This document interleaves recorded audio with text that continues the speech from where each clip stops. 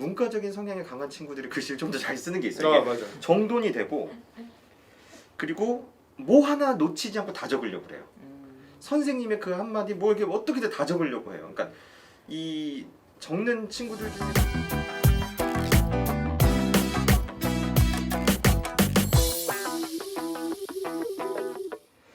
네, 자 그럼 이어서 우리 이제 이과형 아이와 문과형 아이가 어떻게 다른가?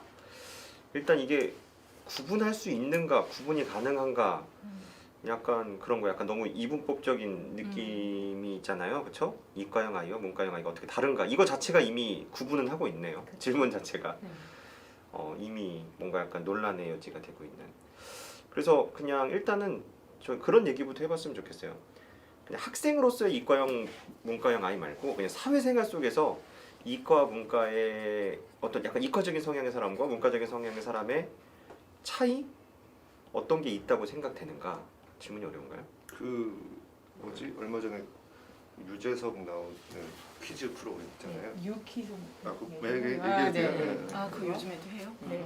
그 요즘에 그 중에 그 한과형 출신의 이제 해서 국비 유학까지 결정이 됐던 사람이 고기 그 온라인 고기 유통을 시작했어요. 근데 거기서 좀 저는 그게 좀 느껴지긴 했는데 그 사람은 고기의 퀄리티가 좋으면 그냥 다들 상관없다. 입소문 타고 올 것이다. 그게 자기가 이과형 인간의 전형적인 느낌이었다면 같이 일하는 친구들은 이제 실제 문과 친구들을 같이 사업을 시작을 했는데 그 친구들은 뭔 소리냐. 당연히 마케팅이 필요하다. 그래서 디테일한 것까지 이렇게 다 잡더라고요. 근데 전체적인 그 회사의 시스템이나 이런 것들을 자기들끼리 이렇게 다 구축을 다 했던 사람이 정작 마지막 마케팅에서는 진심은 알아주겠지 뭐 이런 식으로 가는 거고 실제 문과 친구들이 와서 이제 그 사업이 꽤 잘 되고 있거든요.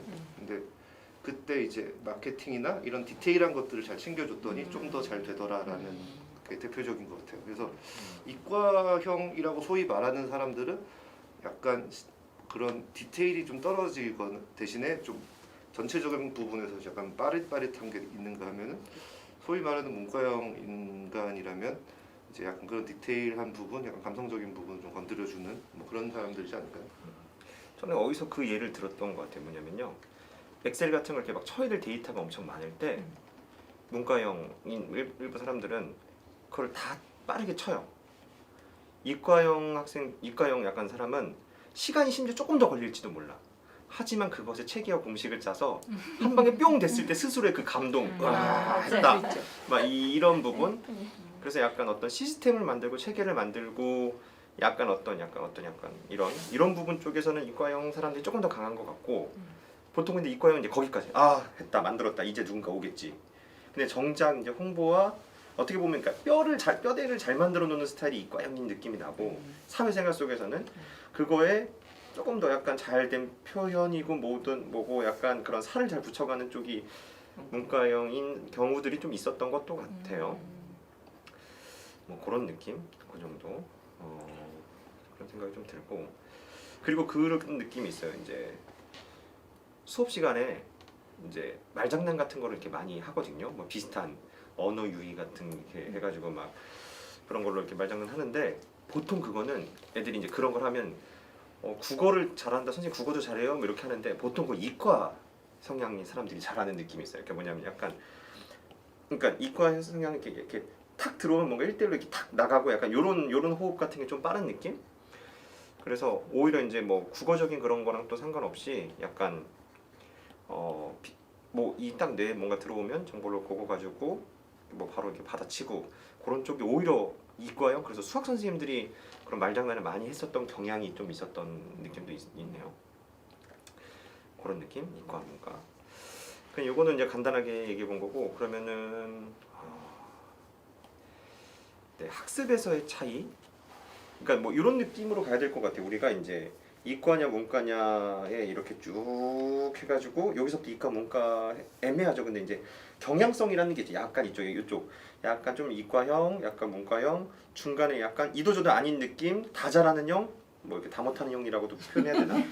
이 약간 그런 느낌이 있는데 그런 것을 봤을 때 일단 이과적인 성향이 강한 친구들, 문과적인 성향이 강한 친구들의 어떤 학습에서의 차이, 뭐 그런 얘기를 해볼까요? 학습에서의 차이. 이과적 친구들이라고 말하는 애들 있잖아요. 누가 봐도 이과 같이 생긴 애들. 아 맞아. 응. 그 외모에서 왜 티가 나니까 이게. 그러니까 그게 티가 나요. 좀 있는 애들이 있어요. 근데 뭐 여기에 따라서 이제 사실 나누는 거나 이런 것들 자체도 할 말이 되게 많지만 어쨌든 일단 얘기를 좀 하자면 걔네들은 하나 이렇게 꽂히면 아무것도 안 보이는 애들.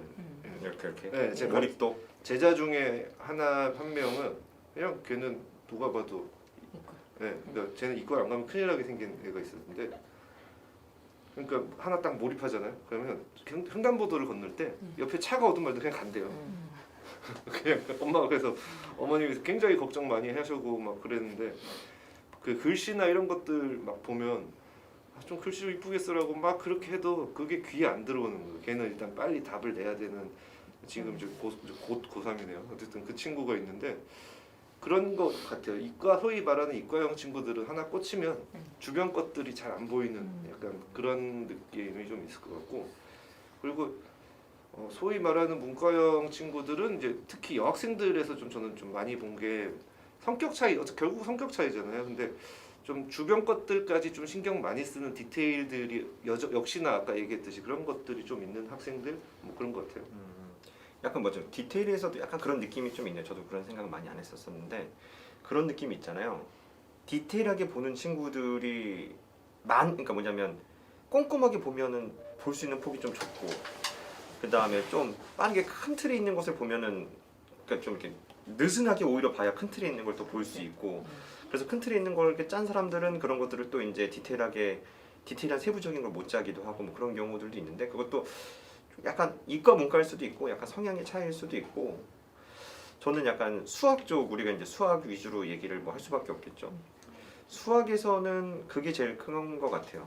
그 공식을 많이 외우려고 하느냐 응용을 많이 이렇게 해서 이렇게 하려고 하느냐 저는 약간 이과적인 수학하는 아이랑 문과적인 수학을 하는 아이가 뭐 꼭 다 그런 건 아닌데 약간 이과적인 성향이 강한 친구들은 하나하나 원리를 좀 파악을 하려고 하고 그 원리를 파악해서 오히려 외우고 있는 공식의 숫자를 더 적게 하는 경향도 있어요. 그러니까 많이 알려고 공식을 외우려고 하는 게 아니라 그러니까 수학을 잘하는 아이들이 공식을 많이 알고 있는 게 아니고 공식을 오히려 더 적게 알고 있는 거 자기가 사용할 수 있는 도구들을 좀 최소화시켜놓고 그것들에 대한 극대화한 응용을 잘하는 친구들 그리고 약간 문과적인 수학에 좀 적지 않은 경우들은 그 꼼꼼함과 그 노력이 좀 바탕이 되는 경우에 하겠지만 엄청난 걸 외우려고 하죠. 이렇게 다 이 문제도 외우려고 하고 이 공식도 외우려고 하고 다 정리하려고 하고 그리고 이과 문과가 꼭 그렇게 표현되는 건 아니지만 아까 글씨 잠깐 얘기하셨잖아요.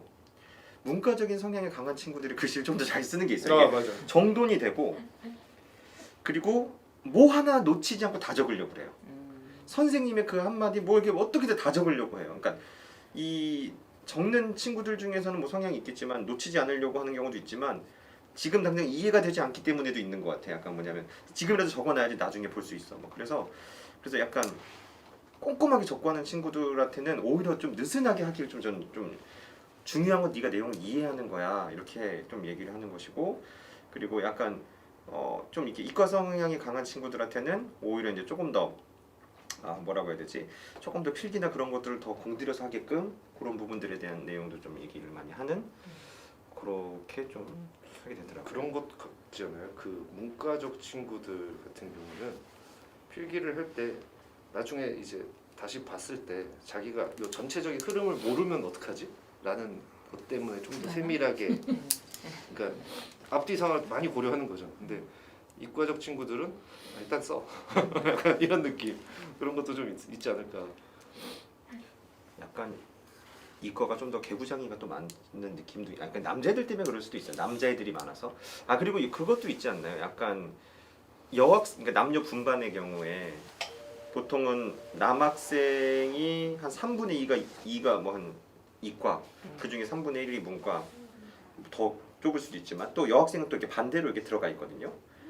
그리고 약간 그런 이과 성향인 여자 아이들이 조금 더 개구지는 경우가 있었던 것 같기도 하고 뭐 약간 저는 그건 좀 약간 반대였어요. 반대였어요. 네, 그러니까 이과 애들보다 이과 애들은 약간 돌직구적이잖아요. 근데 문과 애들은 요리조리 잘 피해가는 그런 성향을 가지고 그런 애들을 많이 놀리고 개구장질을 하는 것도 많이 봐서 그냥 개구진 애가 개구진 걸로.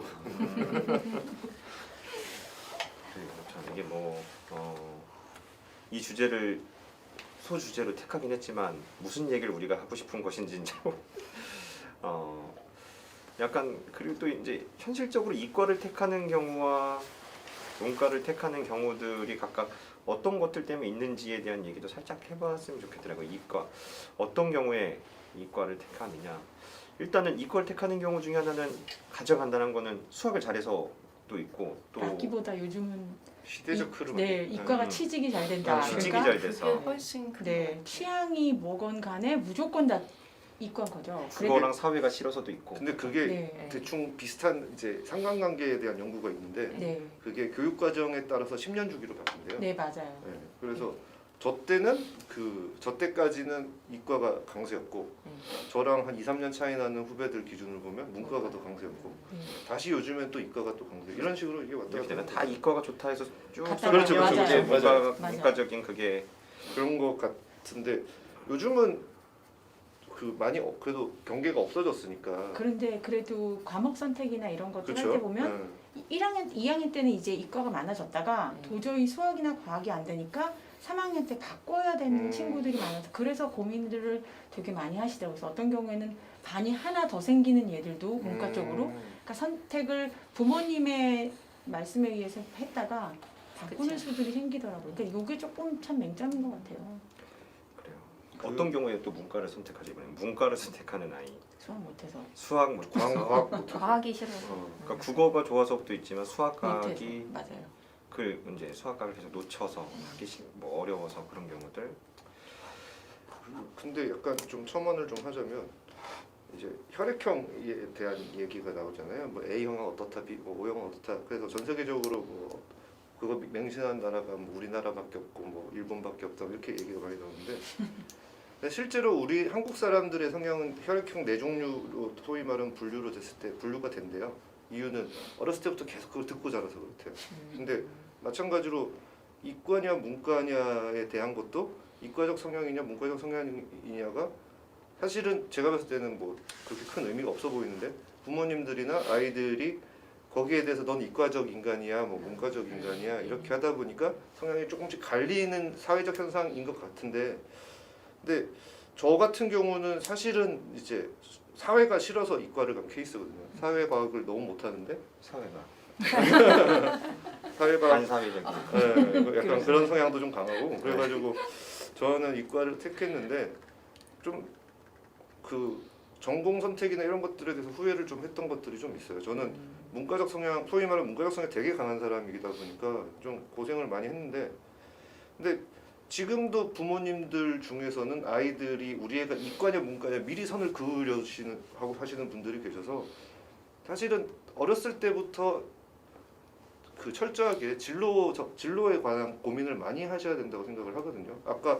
말씀하셨듯이 뭐 반이 갑자기 이과 됐다가 문과 반이 많이 생기고 이게 진로에 대한 고민을 없이 수학 과학이냐 아니면 사회냐 이런 식으로 선을 나눠놨기 때문에 애들이 이쪽이 취업 잘 된데 우르르 갔다가 공부를 해보니까 안 되니까 그냥 포기를 하고 가는 것 같아요. 그래서 제일 중요한 거는 어렸을 때부터 계속 아이의 적성이나 아니면 아이가 관심사가 어떤 부분에 있는지 계속 그걸 일깨워줘야 이제 최근 같은 경우는 이제 학점제로 또 바뀔 거고 고등학교 교육이 그러니까 미리 어떻게 할 거다 선을 이제 좀 두루뭉실하게 좀 잡아 놓으면 뭐 이과다 문과다 이런 것보다는 그게 조금 더 낫지 않을까라는 생각이 들어요. 왜냐하면 그 성향에 맞춰서 아이들이 공부를 또 하면서 성장을 할 테니까 네, 저는 그렇습니다.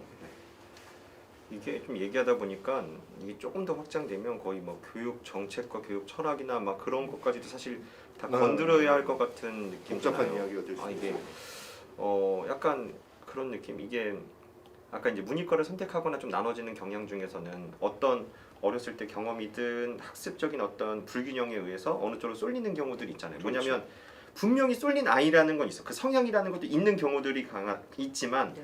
아닌 경우들도 꽤 많거든요. 아직은 애매하게 일단 다 잘하거나 아니면 아직은 뭐 이렇게 찾아 헤매가는. 근데 이제 보통 이런 것들이 뭐 때로는 아이가 공부할 게 너무 많아서 때로는 공부할 기회가 너무 없어서 그런 것들을 그런 걸로 인해서 어느 한쪽으로 그냥 쏠려서 그냥 나 계속 못해 이렇게 되는 경우도 있지만 근데 차분히 그 아이가 현재 약점으로 갖고 있는 그런 것들은 차분히 하나씩만 작은 계단으로 만들어주면 그래도 어느 정도 수준까지 그렇죠. 되거든요. 맞아요. 근데 그래서 저는 한 두세 가지 생각이 같이 들었어요. 하나는 이과적인 성향이 강한 친구들은 문과 과목 공부한 시간이 인생에 너무 아까워요. 뭐냐면 노력해도 그게 잘 늘지도 않고 이과 쪽에 확 올인했으면 훨씬 더 큰 업적을 이뤘을 텐데라는 생각이 들고 문과는 그나마 이 수학적인 걸 최소한적인 걸 잡으려고 한 그 시간이 얼마나 아까웠겠어. 나중에 안 쓴다면 그 얼마나 아깝고 막 그런 느낌도 들고 또 아이들이 조금 더 폭넓게 아직 포기하지 않고 가려면 이 교육 과정이나 그게 조금 더 공통적인 부분까지 그래도 조금 더 편안하게 좀 쉽게 갔으면 좋겠다는 생각도 한편 들고 또 이제 또 다른 측면에서는 이게 이제 뭐 또 우리나라에서만 평생 그 약간 이게 약간 닫힌 사회가 아니고 세계적으로 막 교류도 하고 할 건데 경쟁도 하고 할 건데 그럼 국가 경쟁력으로도 학습적으로도 뭔가 좀 있어야 하는데 그러려면 그래도 어느 정도 약간 학업적인 부분을 조금 더 강하게 이렇게 가는 그런 부분도 있어야 할 거잖아요. 그래서 사실 이게 여러 가지가 너무 이렇게 지금 부딪히면서 혼란스럽고 좀 어려운 얘기인 것 같다는 생각도 들어요. 근데 이제 학점제로 하는 거는 좋은 건 같아요. 문이과가 나눠지지도 않고 자기가 뭐를 잘하는지가 보일 것 같아요. 그러면 잘하는 걸 공부하면 아이들은 신날 수밖에 없거든요. 그러니까 문과이면서도 수학을 아주 잘하는 아이가 있을 수 있거든요. 그렇죠. 그러니까 근데 그런 이제- 취향으로 좀 네. 공부했으면 좋겠다는 근데 이제 생각이 단점이 이제 우리나라에서는 점수 잘 딸 수 있는 나의 성향과 상관없이 점수 잘 딸 수 있는 과목으로 이제 선택해야 편중될 되죠. 수 있다는 그런 우려도 있긴 하죠. 근데 그러면 그래도 잘하는 거를 해야 즐겁고 재밌고 이러지 않을까? 왜 어떤 아이들은 보면 정말 하나만 던져도 여러 가지 것들을 한꺼번에 해내는 애들이 있어요. 그러니까 숨만 쉬어도 그 과목은 다 이해되는 정도의 그런 아이들 정말 그런 아이들이 있잖아요. 그러니까 그런 아이들한테 너무 싫은 과목을 있는 대로 밀어 넣는 것보다 좋아하는 거? 그러니까 물론 소위 말하는 국민 교육 공통 과정들은 이수를 해야 하겠지만 그렇게 선택 과목으로 앞으로 나뉘어줄 수 있는 것들은 조금 자기들이 잘하는 거를 좀 했으면 좋겠다는 생각이 들어요. 그리고 그런 느낌도 있어요. 사회생활을 이제 저희가 이제 대부분 뭐 거의 뭐 준 10년 이상 뭐 그 정도씩은 하셨잖아요. 근데 그 입장에서 보면 물론 각자 잘하는 장점이 있어야 되지만 정작 사회생활 속의 차이는 자기가 잘하지 않았던 걸로 승부를 봐야 돼요. 그러니까 성공하고 아무 상관없이. 그러니까 수학은 기본이고 그거랑 뭐 때로 뭐 PPT를 뭐 잘 만든다든가 기획을 잘한다든가 뭐 어떤 상담을 잘하는 이게 뭐냐면 전혀 다른 영역.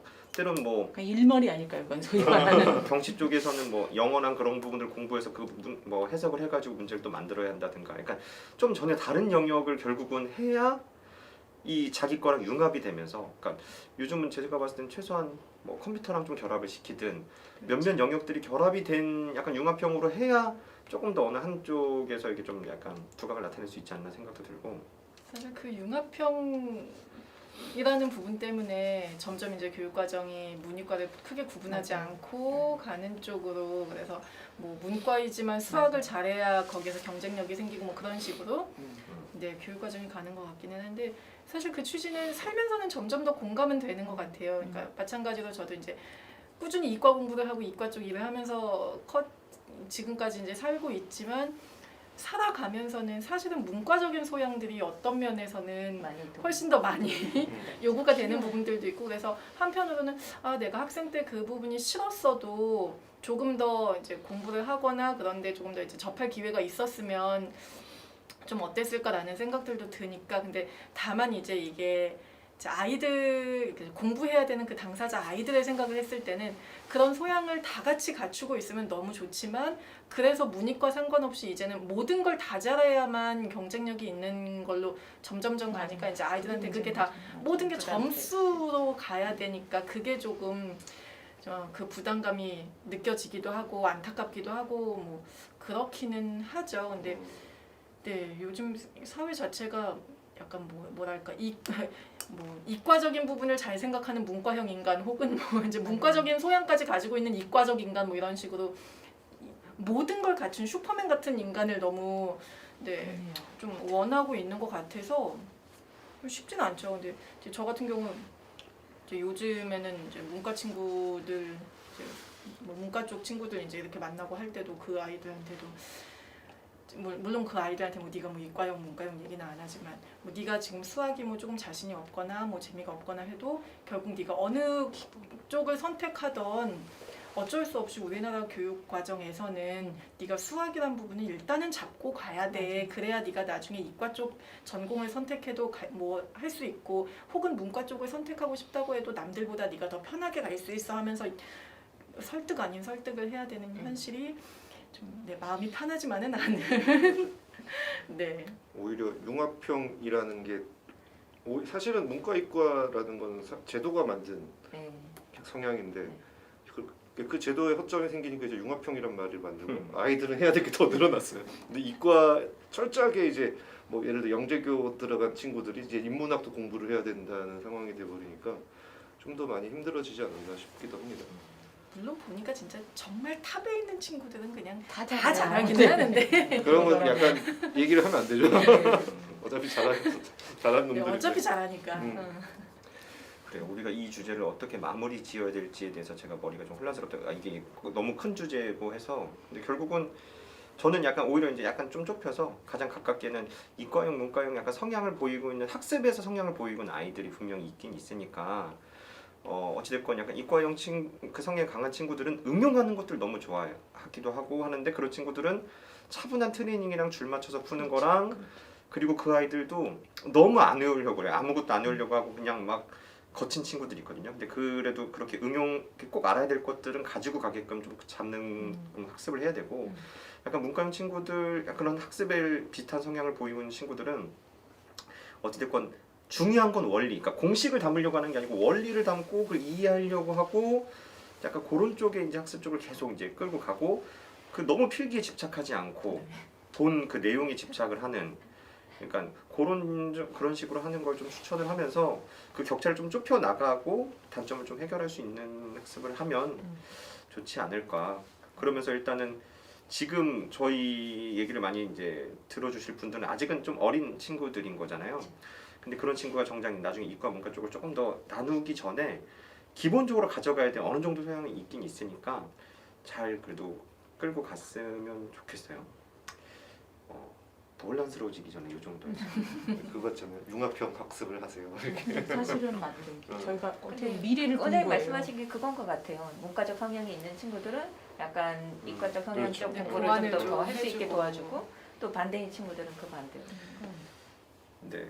그리고 그 얘기 갑자기 뭐 뜬금없지만 제가 아는 그 게임을 프로 게이머라고 하면 안 되죠. 게임을 제작하시는 분이 있거든요. 개발자가 있는데, 그러니까 코딩 쪽을 하는데 코딩 쪽에 하는 사람들 중에서는 크게 두 계열이 있는데 수학을 굉장히 잘하는 층이 있고 수학은 기반이 되지 않고 코딩을 하는 사람들이 있는데 이쪽은 노가다밖에 못한대요. 이거 이렇게 해서 이거 해주세요 하면은 그러니까 언어는 쓸 수 있으니까 그거를 사용은 하는데 사실상 중요한 건 수학이라고 하더라고요. 그 수학적인 아이디어, 그쵸. 약간 이 논리 구조 이걸 통해서 뭐하고 그걸 뭐하고. 만들어내야 돼. 그러니까 결국은 약간 수학도 그렇고 논리도 그렇고 어떻게 보면 논리는 수학 쪽도 되지만 약간 언어 쪽도 되는 것 같기도 한데 약간 그런 그런 부분에서 수학도 좀 중요하지 않나. 결국은 어떤 형태에서도 수학이 또 잘 사용되는 것 같다는 생각도 들고 그리고 약간 엑셀 막 이런 거 해보면 약간 이게 수학인지 이과인지 뭐 표현이 애매하지만 그런 센스가 또 많이 필요해요. 약간 그런 이렇게 논리 구조를 잘 짜가지고 이 경우에 이렇게 놓고 요거 놓고 그런 것이 되게 실생활에 많이 필요하다는 생각도 들고. 네, 그러니까. 생각하는 힘을 키우라는 거네 결국엔. 자, 요즘에서 빨리 수습을 하고 네, 이렇게, 네. 다음 주제로